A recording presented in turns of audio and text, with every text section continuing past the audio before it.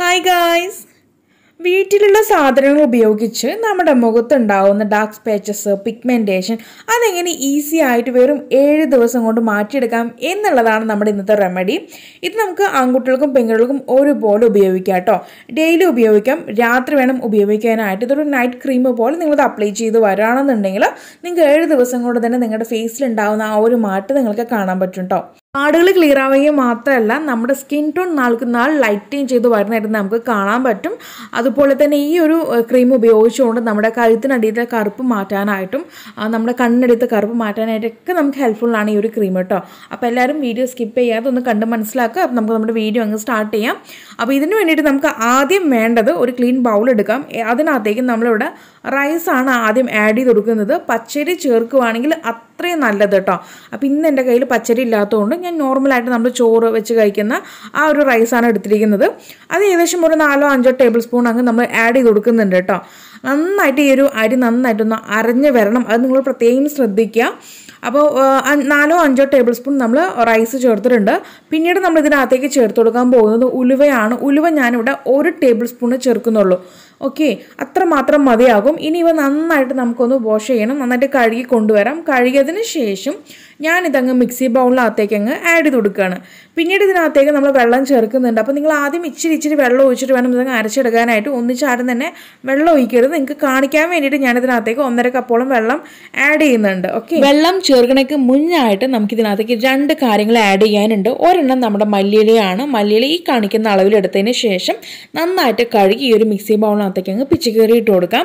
ഈ ഒരു മല്ലിയിലയ്ക്ക് പകരമായിട്ട് നമുക്കിവിടെ എടുക്കാൻ പറ്റുന്ന മറ്റൊരു കാര്യമാണ് മുരിങ്ങൻ്റെ ഇല. ഓക്കെ, ഒന്നില്ലെങ്കിൽ നിങ്ങൾക്ക് മല്ലിയില ഉപയോഗിക്കാം, അതല്ലാന്നുണ്ടെങ്കിൽ മുരിങ്ങൻ്റെ ലീഫ് ഉപയോഗിക്കാം, മുരിങ്ങയില ഉപയോഗിക്കാം.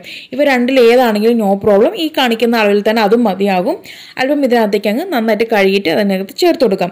പിന്നീട് നമ്മൾ ഇതിനകത്തേക്ക് ചേർക്കുന്നത് മഞ്ഞൾപ്പൊടിയാണ്. അത് നിങ്ങൾക്ക് കസ്തൂരി മഞ്ഞളാണെങ്കിലും ചേർത്ത് കൊടുക്കാം, അതല്ല നോർമൽ മഞ്ഞളാണെങ്കിൽ അങ്ങനെയും ചേർത്ത് കൊടുക്കാം. ഓക്കെ, അപ്പോൾ ബോയ്സ് ഉപയോഗിക്കുകയാണെന്നുണ്ടെങ്കിൽ കസ്തൂരി മഞ്ഞൾ, ഗേൾസ് ഉപയോഗിക്കുകയാണെന്നുണ്ടെങ്കിൽ നോർമൽ മഞ്ഞൾ, അത് നിങ്ങളുടെ ഇഷ്ടം കേട്ടോ. അത് നിങ്ങൾ നിങ്ങളുടെ യുക്തിക്കനുസരിച്ച് അങ്ങ് ചെയ്യുക. അപ്പോൾ ഞാൻ ഇപ്പോഴാണ് വെള്ളം ചേർത്ത് കൊടുക്കുന്നത്. 1.5 കപ്പോളം വെള്ളം ആഡ് ചെയ്യുന്നുണ്ട്. അതുപോലെ തന്നെ പ്രത്യേകം ഒരു കാര്യം കൂടി ഞാൻ പറഞ്ഞോട്ടെ. ഈ ഒരു മുരിങ്ങൻ്റെ ഇല ആയിക്കോട്ടെ മല്ലിയില ആയിക്കോട്ടെ, ചിലർക്ക് അത് ചേരത്തില്ല സ്കിന്നിൽ. ചിലപ്പോൾ തണുപ്പായതുകൊണ്ട് അലർജി ഉണ്ടാവാനുള്ള ചാൻസ് ഉണ്ട്. പ്രത്യേകം ശ്രദ്ധിക്കുക. നമ്മുടെ സ്കിന്നിന് സൂട്ട് ആവുകയാണെങ്കിൽ മാത്രം നിങ്ങൾ ട്രൈ ചെയ്യുക, അല്ലാത്ത പക്ഷം നിങ്ങളത് ഉപേക്ഷിക്കുന്നതായിരിക്കും ബെറ്റർ. അപ്പോൾ ദാ നമ്മളിവിടെ നന്നായിട്ട് അങ്ങ് അരച്ചെടുത്ത് കൊണ്ട് വന്നിട്ടുണ്ട്. ഞാൻ ഓൾറെഡി പറഞ്ഞു ആദ്യം തന്നെ ആദ്യം കൂട്ടി വെള്ളം ഒഴിക്കരുത്.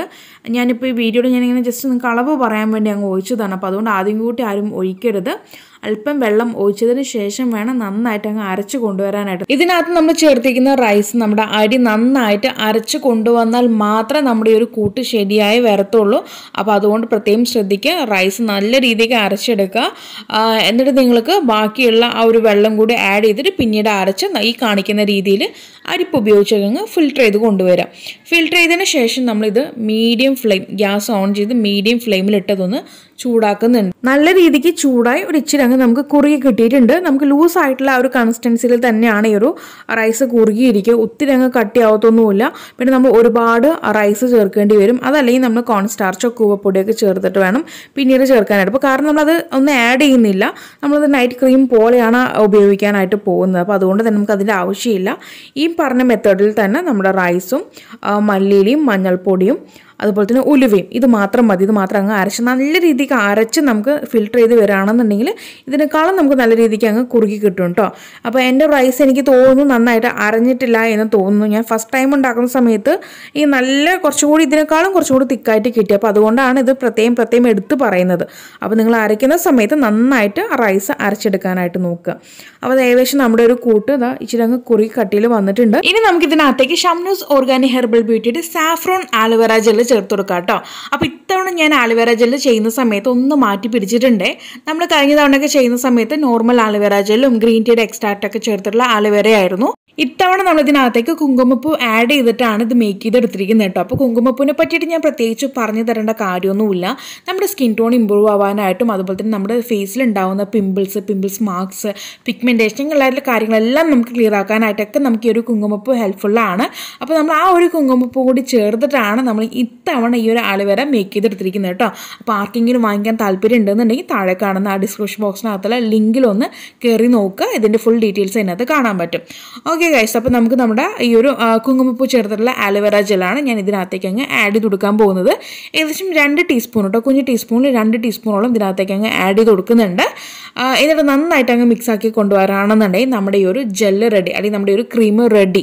ഓക്കെ, ഇതിനകത്തേക്ക് ഓയിലോ ഒന്നും തന്നെ ചേർക്കേണ്ട കാര്യമില്ല. ഇതേപടി അങ്ങ് നമുക്ക് നമ്മുടെ ഫേസിൽ അപ്ലൈ ചെയ്യാം. ഒരു ഡ്രൈനെസ്സോ അല്ലെങ്കിൽ ഒരു സ്റ്റിക്കി ആയിട്ടുള്ള ഒന്നും തന്നെ നമുക്ക് ഫീൽ ആവത്തില്ല. ഞാൻ ഈ പറഞ്ഞ മെത്തേഡിൽ നിങ്ങൾ ഉപയോഗിക്കുക. ദിവസവും രാത്രി നിങ്ങളിത് അപ്ലൈ ചെയ്യാട്ട് ഫേസിൽ അപ്ലൈ ചെയ്ത് വരിക. ഫേസിൽ അപ്ലൈ ചെയ്യാനൊക്കെ മുന്നായിട്ട് കൈയും മുഖവും നന്നായിട്ട് കഴുകിയേച്ച് തുടച്ചേച്ച് വരിക. എന്നതിന് ശേഷം നമ്മുടെ ഈ ഒരു ക്രീം ഫേസിൽ അപ്ലൈ ചെയ്ത് നമുക്കത് അങ്ങനെ അങ്ങ് വിടാം കേട്ടോ. ഡ്രൈ ആയതിനു ശേഷം പോയി കിടന്നു ഉറങ്ങുക. എന്നിട്ട് പിറ്റേന്ന് രാവിലെ വേണം നിങ്ങളിത് കഴുകി കളയാനായിട്ട്. അപ്പോൾ ഈ രീതിക്ക് നിങ്ങൾ കണ്ടിന്യൂസ് ആയിട്ട് ദിവസവും രാത്രി ഇത് അപ്ലൈ ചെയ്ത് വരിക. വിത്തിൻ 7 ഡേയ്സിനുള്ളിൽ തന്നെ നിങ്ങൾക്ക് ആ ഒരു മാറ്റം നിങ്ങളുടെ ഫേസിൽ കണ്ടുവരുന്നതായിരിക്കും. അപ്പോൾ തീർച്ചയായിട്ടും നിങ്ങൾ ഈ ഒരു വീഡിയോയുടെ താഴെ വന്ന് നിങ്ങളുടെ ആ ഒരു ഫീഡ്ബാക്ക് അറിയിക്കാൻ മറക്കരുത്. മാത്രമല്ല നമ്മുടെ ഈ ഒരു കൂട്ട് ഫ്രിഡ്ജിനകത്ത് വേണം സ്റ്റോർ ചെയ്ത് വെക്കാനായിട്ട്. ഏകദേശം നമുക്കൊരു 10 ദിവസം വരെയൊക്കെ നമുക്കിത് ഉപയോഗിക്കാൻ പറ്റും. ഇനി നിങ്ങൾക്കിത് പുറത്ത് വെച്ച് ഉപയോഗിക്കുകയാണെന്നുണ്ടെങ്കിൽ വെള്ളത്തിനകത്ത് ഡിപ്പ് ചെയ്തിട്ട് വേണം ഉപയോഗിക്കാനായിട്ട്. ഒരു 2 ദിവസം കേട്ടോ, 2-3 ദിവസം മാത്രമേ നിൽക്കത്തുള്ളൂ പുറത്ത് വയ്ക്കുകയാണെന്നുണ്ടെങ്കിൽ. അപ്പോൾ നിങ്ങൾ ഫ്രിഡ്ജിൽ വയ്ക്കുകയാണെങ്കിൽ നിങ്ങൾക്ക് 10 ദിവസം വരെ ഇത് സ്റ്റോർ ചെയ്തിട്ട് ഉപയോഗിക്കാവുന്നതാണ്. അപ്പോൾ എല്ലാവരും ട്രൈ ചെയ്ത് നോക്കുക. ട്രൈ ചെയ്തിട്ട് നിങ്ങൾക്കുണ്ടായിട്ടുള്ള മാറ്റം താഴെ കമന്റ് ബോക്സിൽ ആഡ് ചെയ്യാൻ മറക്കരുത്. അപ്പോൾ ഇനി ഒരു പുതിയ വെറൈറ്റി വീഡിയോ വരുന്നതായിരിക്കും. Tata bye bye from Shamna.